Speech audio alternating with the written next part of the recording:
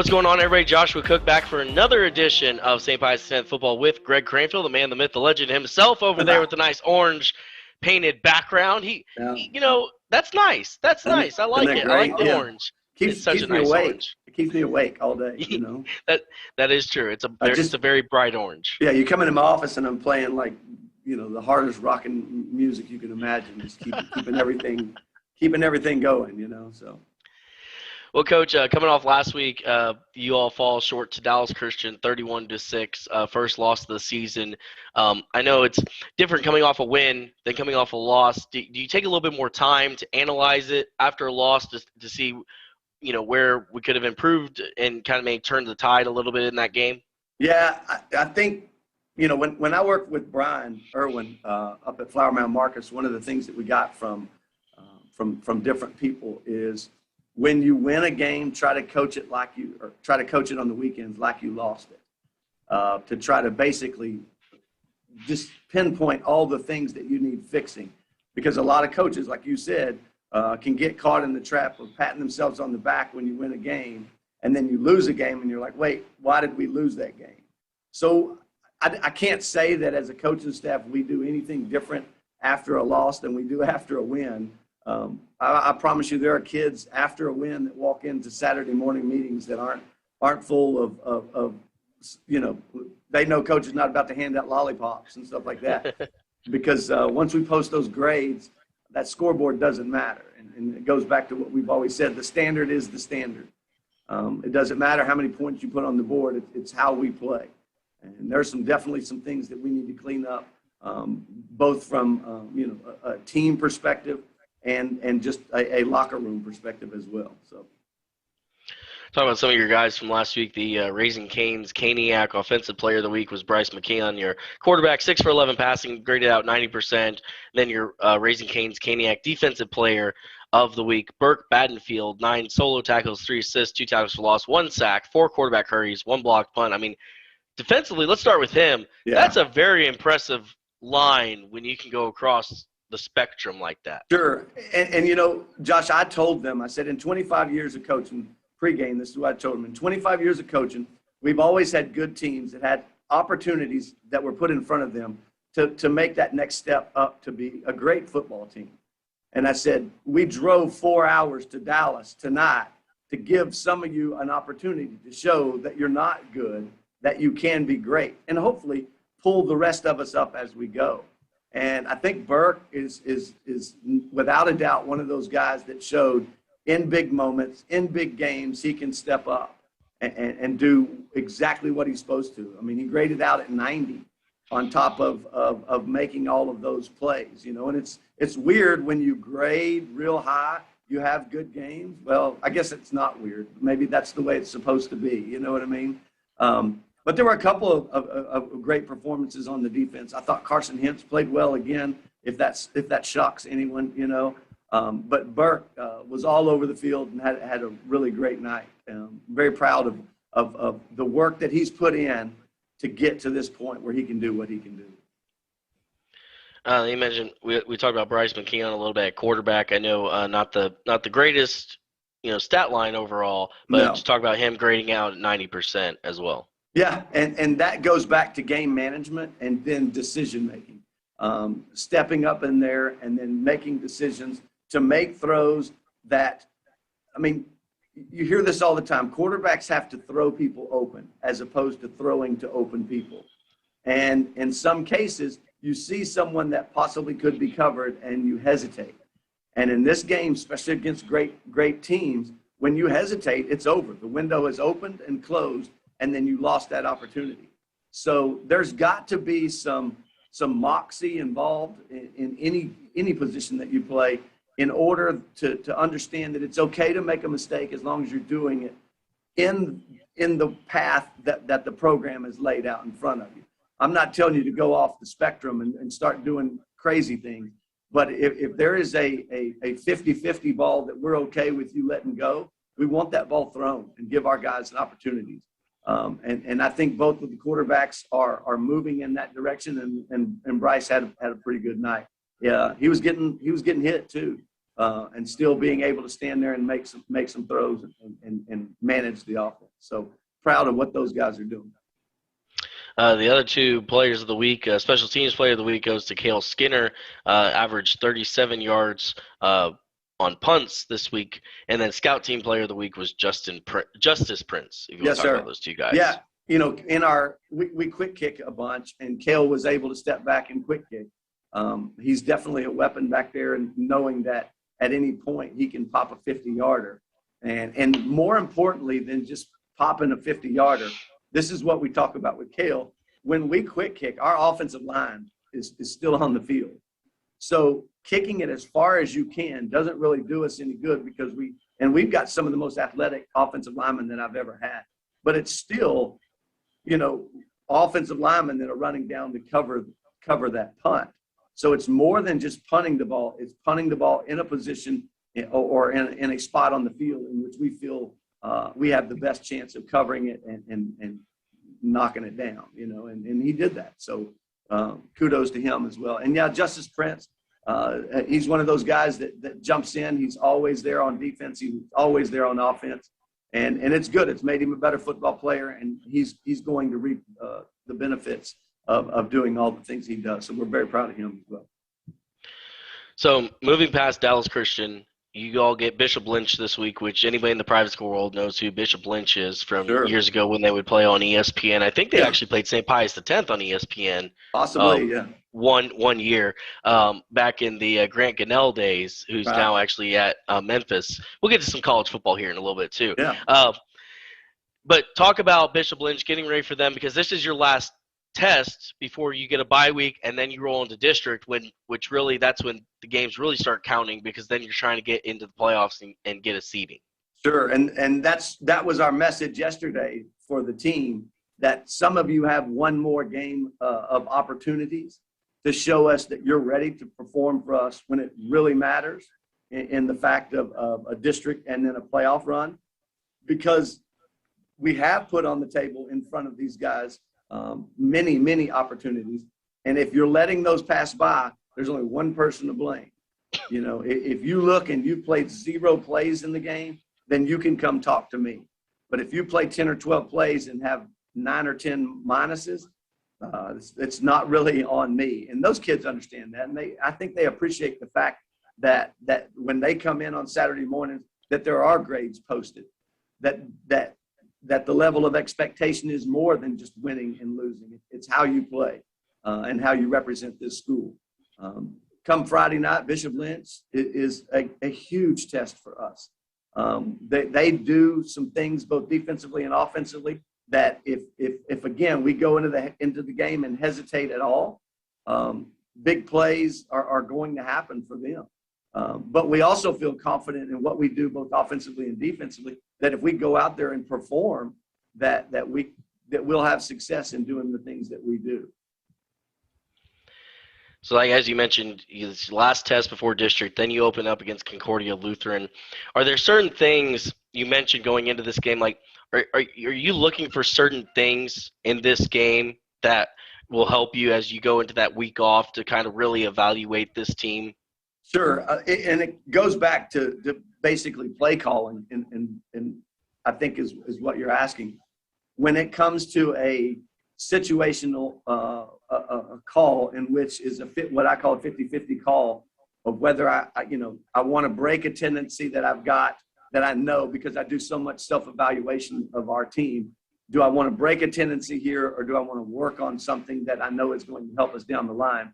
I would say it's a question that I ask, but it's also a game feel. We go into it each week through game planning, identifying things that will make us a better football team. And schematically, you got one guy that's banged up. You got one guy that's on COVID protocols, or whatever the scenario is for any coach. That plays a big part in the game planning and then the play calling, because at any moment you could lose one of your key targets, and you better have plan B and plan C and plan D and plan E all ready to go, so that we tell the kids all the time, don't flinch when something happens in the game. Don't flinch, just keep playing. And I think it starts with us as coaches. Sure, we're going to game plan and try to put ourselves in the best position possible, but beating teams weeks 1 through 3 really don't help you get to that ultimate goal unless you're using the things that you're learning from that and building on it. And I think that's what we're trying to do. Yeah, I think, an example of that, a lot of times people will freak out when a team starts a season 1-2 or Sure. 2-1 in non-district or 0-3. And I always go back to people telling them, well, you got to remember back in 2015, North Shore started 0-3 in Yep. non-district play. Then they went on to win 13 straight games to win a state championship. That's absolutely. So non-district, as much as we won wins and things like that, at the end of the day, it doesn't really matter. I mean, that's a weird way to say it, but No. it's more learning opportunities to pay off down the road. And I think, Josh, what it comes down to as well is knowing your locker room, knowing how a win or a loss will affect your locker room. And that's what great coaches do. In the fact of going 0-3 or 0-4 in a non-district or non-district schedule, if you have a seasoned locker room in which the guys understand, look, this is process. We do these things so that we can get better. So that way, week 12 or week 13, when we play a team of this caliber, it's not the shock and awe of, wow, we've never seen anybody like this. It's old hat, knowing that we've been there, we've done it, and then we've learned from those things. Go back and watch any game. The difference between good and great is not 50 or 60 plays. The difference between great and bad is, but the difference between good and great could come down to 2 or 3 different plays in a game that could absolutely flip a game and then steamroll it. I saw, I think going on Twitter right now, I saw something where Coach Saban had sat one of his star players. See, that's a process-oriented decision. Sure, he would love for him to be out there. He would love for him to be doing the things that he needs or he wants him to do. But the most important thing right there was him understanding that it's team first. And if you can't get that, then the rest of it won't matter. And coaches all around the state, great coaches all around the state are doing those types of things where they understand that there are some moves on the chessboard that you have to make in order for long-term success through process. And I think that's what we're all after as coaches. Yeah, when you see a guy like Nick Saban who has more national championship rings than he has fingers almost Yeah. doing that to probably a 5-star recruit that came out of high school to come play for Alabama, it's pretty impactful. And yeah, I've seen the tweet going around, and it's true. And I think that's a good message to high school kids too, because I mean sometimes these guys get a little beefed up a little bit that it's more about them than the team, and if the coach puts them in that position, then it's a good learning experience from them. And I think maybe if they see, Nick Saban's going to do it to somebody, then Right. I better watch out. Yeah, I think North Shore did it maybe a couple of years ago. I mean, they did. And honestly, it takes guts to make tough decisions. But people are hired in those particular positions as head coaches because they have the courage to make tough decisions. And that's what, man, that's why I love coaching, and that's why I love watching great coaches do their thing, because I know how much courage it takes to make those important decisions that may not be loved by everybody, but they are respected because they know that any decision that coaches make are backed with evidence and basically the wherewithal of where we're going with this program, as opposed to just trying to win a game. So. Yeah, it's always interesting to make those decisions. And yeah, what you're referencing is a couple years ago, I think 2019. Yeah. It was North Shore once again. Yep. John Kay had to make a decision, and one of his players wouldn't follow the rules, so he sent him home the night before the state championship game, a 5-star running back, and went on the next day, put another guy in the backfield. I remember exactly. It was John Gentry, who's now at, I believe, Utah State. And they went on to win by double digits in that state championship game. And that was a huge story before that game that, he sent his 5-star running back home. Right. And like you said, it takes a lot of guts, especially in Texas at this level with so much media attention on one game to do that. And people will cast stones at that, just like they will Nick. I mean, Coach Saban. because he can do that because he's got 5 other guys to put back there. Coach can do that at North Shore because he has another back that's just as good. But I disagree. I think those decisions are based on program and big picture, and I think it does. It takes a lot. So a lot of respect for coaches all around the state that do those types of things. So let's touch on some college football real quick. I know you probably got a bunch of former guys that play in college football, some from St. Pius. They were up at probably Benedictine College. I don't know if they've gotten their season started yet, but do you kind of check those box scores to see how some of your former players are doing once Saturday hits? Yeah, it's funny. I just sent a text this morning at about 7:15. I'm sure I woke the 3 of them up, but I sent it to Carson Rogers, who's at Texas Wesleyan, and those guys just upset one of the top 10 teams in their division. Then I sent it to Evan Narvaez and Juan Reyes, and just said, "Hey, man, just checking on you." So I think part of coaching deals with keeping in contact with those guys, and so we are always calling and checking and seeing how things are going. So. Always got to check, and if you can ever catch them on, I guess, an internet broadcast or a national TV game or something like that, you always pop the popcorn because you're like, well, here comes the show. We're about to watch it. Absolutely. And like you said, so many of the great players at St. Pius are doing things at the next level, and it's cool to watch a game, watch Texas A&M where it pops up Chase Lane, and then you see high school, hometown.